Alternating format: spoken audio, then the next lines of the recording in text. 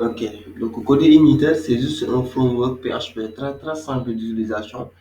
D'accord? Et ça nous permet, quand on parle de framework PHP, c'est juste, bon, la traduction littérale d'un framework, c'est juste une boîte à outils. D'accord?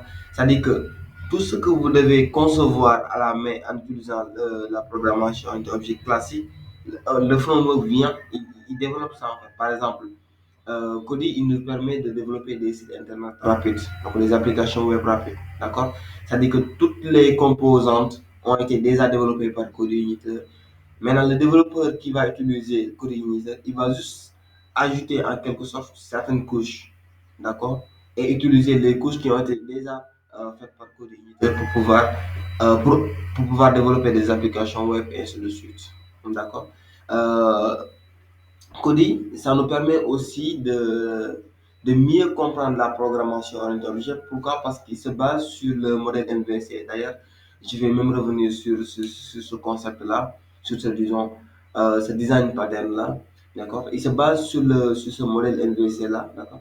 Et ça nous permet, nous, développeurs, de mieux comprendre la notion de programmation orientée objet, la notion de contrôle, la notion de requête et de réponse. D'accord? Donc c'est pourquoi j'ai choisi commencer avec Code Inhibitor, d'accord, pour mieux comprendre. Et surtout avec la version 4 de Code Inhibitor, ils ont amélioré beaucoup plus de choses, d'accord. Ils ont rajouté aussi d'autres trucs qu'on verra tout à l'heure. Et une fois qu'on comprend de manière globale le fonctionnement du Code Inhibitor, là ça nous permet aussi, ça nous ouvre des portes pour mieux comprendre les autres frameworks qui arrivent. Il faut savoir qu'en PHP aussi, nous avons plusieurs frameworks, d'accord? Voilà, il y a tout un pléthore de frameworks qu'on pourra voir, d'accord? Bon, en tout cas, les plus populaires, c'est Symfony, voilà, Cake, PHP, Laravel, pour ne citer que cela, d'accord? Maintenant, une fois qu'on comprend le fonctionnement de code, une fois qu'on comprend le fonctionnement du modèle MVC et pourquoi on applique ces paradigmes-là, donc là, c'est un avantage, en tout cas, c'est un atout pour nous de pouvoir entamer les autres choses qui vont venir. D'accord? En quelque sorte, ça disons, code émetteur. Donc, ça, c'est le site officiel de code émetteur. D'accord? Donc, vous pouvez participer. Par exemple, si vous comprenez un peu PHP, vous pouvez participer sur le fonctionnement du code émetteur. D'accord? Donc, il a plusieurs stars sur GitHub. D'accord? Il y a plein de gens qui l'utilisent. En plus, il y a plein de gens qui participent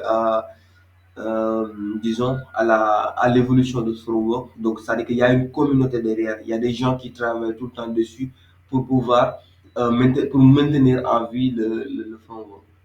C'est-à-dire que si vous avez quelques problèmes sur le développement de votre projet, là, vous allez trouver rapidement de l'aide.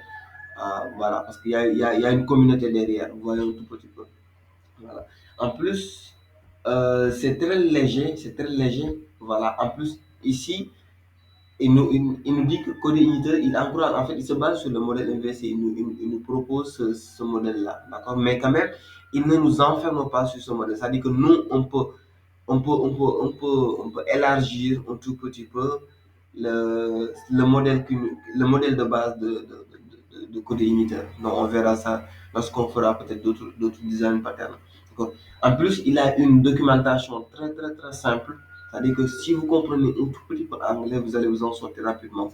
Ça, c'est très simple. Vous allez lire et vous allez comprendre. Ça aussi, c'est un gros avantage de Code Inhibitor. En plus, côté sécurité, il y a pas mal de choses qui ont été déjà faites. Côté sécurité, par exemple, pour éviter les failles XSS, pour éviter les failles CSSRF, voilà. Donc, on y reviendra sur ces failles-là. Aussi, côté performance aussi, Cody en tout cas, il est très bien côté performance. En plus, côté configuration, d'accord, là, il y a zéro configuration. Voilà. Au départ, quand vous démarrez avec Cody, il y a zéro configuration, contrairement aux autres frameworks qui sont un peu, disons, que difficiles à configurer. Par contre, Cody, vraiment, c'est très simple d'utilisation. C'est très simple d'utilisation et c'est très simple de configuration. Donc, nous allons voir ensemble ce qu'on peut faire avec Code Inhibitor, essayer de construire des applications web, voilà, essayer de, disons, de secouer un tout petit peu code émetteur pour voir ce qu'il a dans son ventre, quoi. D'accord? Voilà, nous allons voir ça tout à l'heure.